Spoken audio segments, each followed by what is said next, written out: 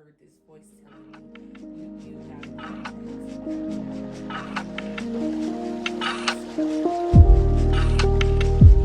Hey y'all, it's Gigi. I've been on TikTok a little bit. I did my first TikTok really because they said that they, being my husband and my daughter, said I couldn't do a TikTok, so I had to prove them wrong. And then just little funny clips of my daughter and I. However, I do want to talk to you all today, discuss life.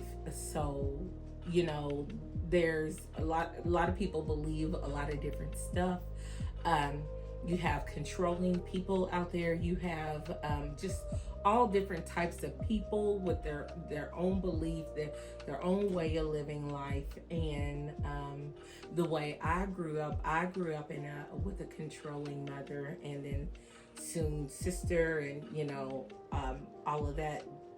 However, and so I just knew that in my mind I wanted to be away from all of that, and I wanted to genuinely find out who I was and do the things that I like. In the midst of trying to pull away from that and to get away from all of that, I got into my own mess, right? However, I can say it was my own mess.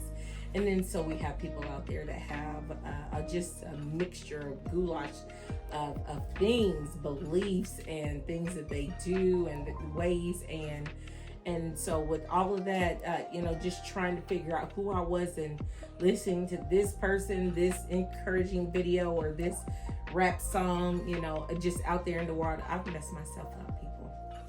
I've messed myself up. So now that I am 46 now, for 46 years, I've battled depression, low self-esteem, and everything that comes along with that.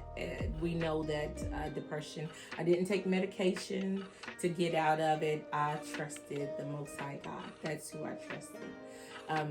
To get out of it, I just heard this voice telling me, you got to get out the house. You got to get out the house.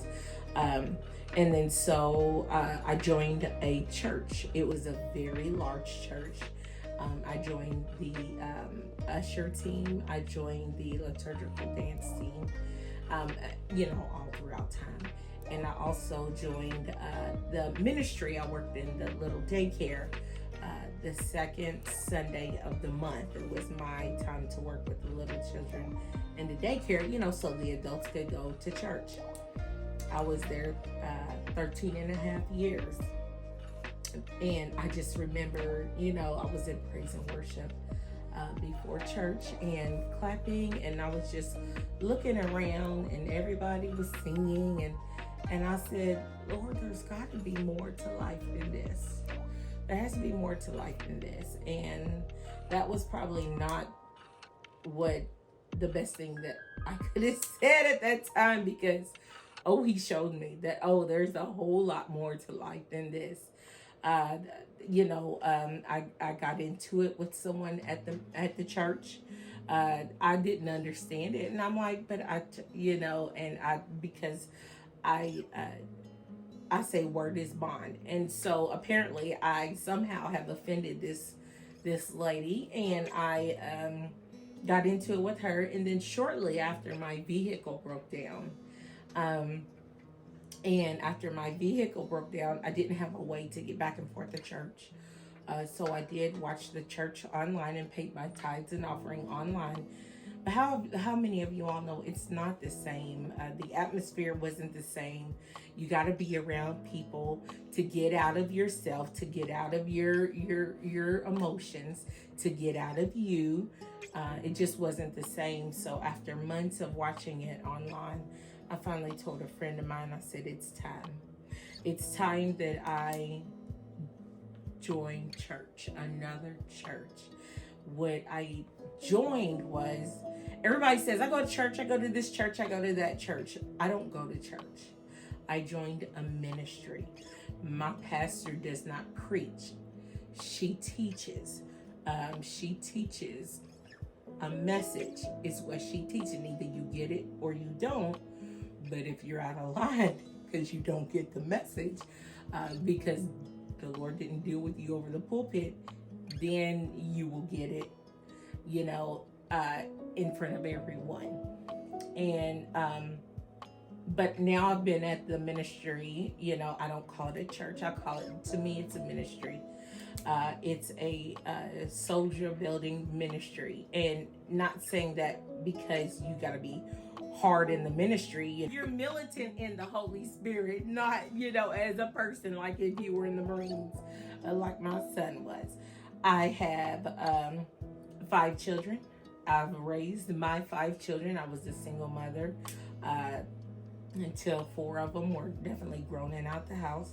I have 4 boys, 1 daughter, and 2 grandchildren. And so throughout all of this, I finally, and now I'm married. Yay, bless God.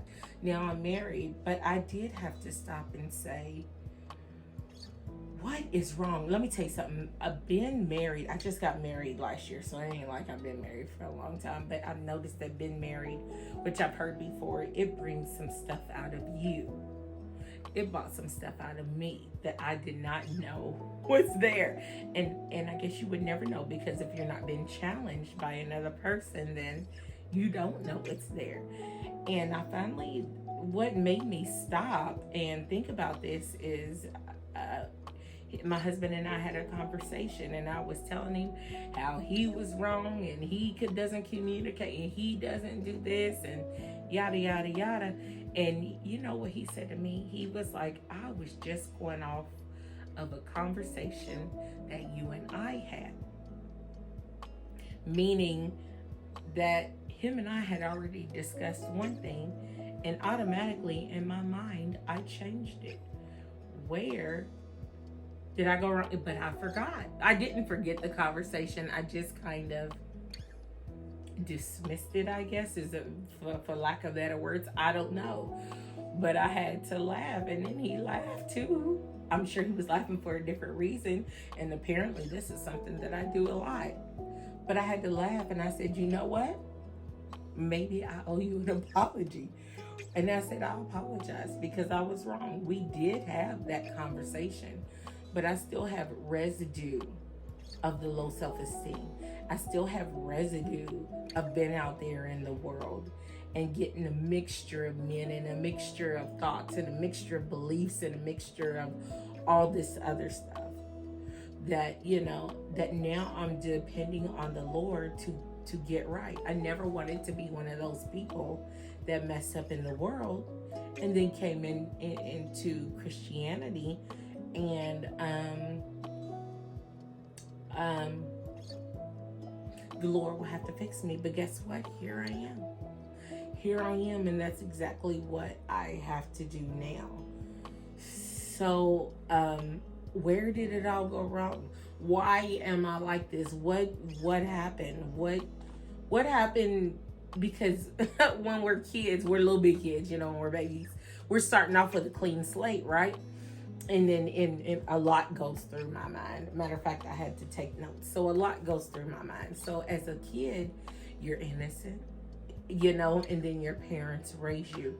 And that's where, with me, and I'm sure with almost anybody, that's where it begins to go wrong. So I've always thought, just be good to others, and if others hurt you, it's okay. Just forgive them and go on, about life. And that's turn the other cheek. That's another one. But how many of you all know it really does not work that way? Because it really does hurt you when someone hurts you. And then in turn, hurt people, which that is true. Hurt people. And so I felt like, I've been hurt, by my household, my mom and my sister, and brother. So I've been hurt. And then I sit back and look like, you're not a saint, Janice. Nisa, you ain't no saint. And then so I began to look back at other people, and this is what a great ministry does. They help you to see you. This is what the Holy Spirit does. He helps you to see you and where you err in your ways. And no, I'm a big error. So in my ways, and so I thank the Lord, that He shows me, because I always want to be a better person. I'm not ever going to be perfect, not as long as we have this flesh. But I want to be a better person and be the best person that I can be. And you cannot be the best person you can be thinking that you're perfect. And so that's where I am. Hurt people. And don't you know, if someone hits you over the head with a stick or a skillet or whatever, they hit you. Hopefully it's not a skillet, but if they hit you over the head, you're going to feel that. You are going to feel it. You're going to feel it. And so that's why you can't say, just forgive somebody and move on, because it doesn't work like that. You don't just move on. There's a rip. When someone hurts you, there's a rip, or there's a tear in your heart. And if that tear doesn't get fixed, just like when you go to the doctor, you cut yourself, and you cut yourself pretty deep. If it doesn't, you don't go to the doctor to get stitches. There's many things that they can do now to get that corrected, to get that fixed. Then that tear is going to remain, depending on but if it doesn't get fixed, your skin type, depending on your skin type or whatever, it's going to leave a scar. That's what I'm trying to say. And then so if you get hurt and it doesn't get fixed, someone doesn't heal that, it's going to leave a scar. And you get so many scars, and now you're in turn hurting other people. So you're like, well, I grew up hard, or someone grew up hurting me. So other people, your kids, whoever else, they need to make it their own way, especially in the Black community. We grew up hard. We grew up like this. You see what I'm saying? So get it how you get it, because I had to go through it like that. And that's not necessarily, though, that's not always the correct way to do things. So my question to myself was, where did this all come from? How did this all start? What made me get out in the world and mess myself up? And so I wrote a book called Danger in My Mind. And Danger in My Mind was the perfect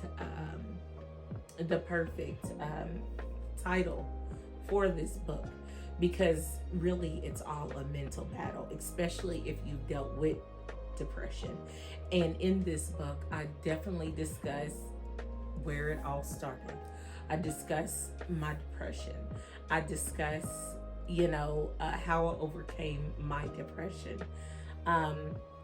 Because I said, Lord, I listened to these great encouraging people, like I talked about before. We get, we listen to a lot of music, especially in the Black community. We love music. We are a lively people. And so, and then I go to my ministry and I look and listen to my pastor, and I listen to what the Lord is saying. I take away from the message and I say, okay, Lord, what is this message? Well, I'm asking the Lord, what is this message? What are you saying to me? Wow, my pastor is delivering the message. And who am I? Really, who am I? What do I love to do? What do I like to do? And I thought, well, if you just get married, he'll straighten you all out, right? That was my initial thought. At our ministry, we've been groomed. I don't know if groom is the right word either, but we've been taught how a godly marriage should look. And we've been taught very well. And so I knew what to expect. But how many of you all know when I got married, it was not. I had major issues that I didn't really know was there. And of course, him not being in the ministry, the same ministry as myself. And then he has his own separate issues. And then we have to figure this out. we've got to figure it out together. The originator of our ministry passed away back in 2017, and his wife took over the ministry only because he passed away. And so, however, before he passed away, he did get to meet my husband, and he told my husband, he was like, even if you and her don't make it, I still would like you to keep in touch, because I think you would be, great for the community. And so that's another reason why I held on to my relationship for as long as I did, because my man of God approved, who is now, my husband. And that's definitely not the only reason why. I just heard the Lord say he's going to be great. He's going to be great. And I love my husband. And, it's now a blended family. We all get along great together. It took time, but we all have fun together. Me, him, my daughter. And so it's a lot better now. It was rough in the beginning, I will not lie. But however, I have wrote a book. Please, it'll be out in December or January. The book will be published. Again, it's called Danger in My Mind. Janice Haggard. So I will let you all know when it does come out. I'm excited about it. I'm editing the current book, Danger in My Mind, and I've already started on my second book. My blog information will be in the bio. Please, comment, like, subscribe. Let me know what you think. If there's something that you want to discuss on here, let me know. My email address will be in the bio. I do have 2 blogs. One is called Danger in My Mind, and the other one is it Danger in My Mind? I have overcome, or something like that. It'll be in the bio. But just thank you for listening to my story. I hope I didn't talk your head off, but this is who I am. Oh, I did. I talked their head off. My hand hurts. But you're going to have to get a little. However, I just want you to know that this is not for everybody. This ain't going to be for everybody. I don't expect, I don't expect everybody, to like what I'm saying. However, this is my life. This is life that happened to me. And it's way past time that I get it out there. So again, thank you for listening. Amazing people of the Most High God, be blessed. Thank you for listening.